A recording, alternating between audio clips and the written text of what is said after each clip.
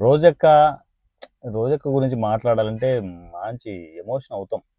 ఎందుకంటే రోజక్క లాంటి క్యారెక్టర్ నాకు తెలిసి పొలిటికల్ లీడర్స్‌లో టాప్. ఎస్పెషల్లీ మహిళల్లో టాప్ లిస్ట్‌లో ఉంటది. ఎందుకంటే రోజక్క స్టైల్ ఎలా ఉంటదంటే పొలిటికల్ స్టైల్ ఏ ఎండకి ఆ గొడుగు పట్టేస్తది. టీడీపీలో ఉన్నప్పుడు ఏంటి అసలు చంద్రబాబు నాయుడు గారికి మించినోళ్ళు లేరని చెప్పేసి అక్కడ పొగడ్తల వర్షం కురిపించేసి అక్కడ కూడా డెవలప్ అయ్యింది. అక్కడ డెవలప్ అయ్యి ఏం చేసింది, ఇంకా డెవలప్ కావాలంటే ఏం చేయాలి, డిచ్కా అని చెప్పేసి ఇటు వైఎస్ఆర్ గారి దగ్గరికి వచ్చింది. అక్కడ ఉంటుండగానే జగనన్న చింతన చేరి బాగా డెవలప్ అయ్యింది. మా అన్నయ్య మా అన్నయ్య అంటూ ఉమ్, చాలా దూకుంటూ చాలా పనులు చేసింది. మొత్తానికి బాగా సెటిల్ అయిపోయింది ఫైనాన్షియల్గా. అసలు వెనక్కి తిరిగి చూసుకోనంతగా సెటిల్ అయిపోయి జనాల సొమ్ము దోసుకొనేసి అవన్నీ ఎలా చెప్తాం చెప్పు.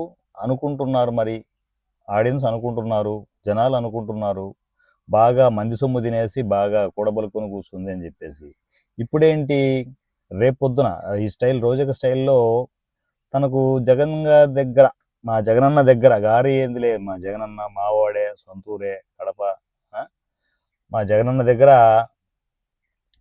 ఇక్కడ పని లేదు, ఇక్కడ పని అయిపోయింది, ఇంకా డెవలప్మెంట్ కావాలంటే ఏంటి అని క్వశ్చన్ వచ్చినప్పుడు ఏం చేస్తుంది, జగనన్నని డిచ్కా అని ఎడంకాలతో తన్నేసి ఇంకో పార్టీకి చూస్తుంది, ఇంకో పార్టీ వైపు. అది టీడీపీ కావచ్చు, బీజేపీ కావచ్చు, ఏది అవసరమైతే జనసేన కూడా కావచ్చు. కానీ మేము జాగ్రత్త పడతాంలే రోజక్క, జనసేన వైపు రాకుండా మేము జాగ్రత్త పడతాం. పవన్ కళ్యాణ్ గారు ఎలాగూ రానివ్వరు, అదే మనకు అయ్యే పని కాదు. కానీ మనకు సిగ్గా శరమా చెప్పు, రాజకీయాల్లో నీలాగే ఉండాలక్క. నువ్వే కరెక్టు అక్క, నువ్వు మారకు, నువ్వు అలాగే ఉండి చెప్తా. నువ్వు పార్టీకి జంప్ అవ్వడానికి రెడీ అవుతున్నావు అనేది నాకు అర్థమవుతోంది. చూసుకో, మంచి పార్టీ చూసుకునేసి జంప్ అవ్వు. ఇంకా డెవలప్మెంట్ కావాలి కదా, మనిషి అన్నాక డెవలప్ కావాలి కదక్క.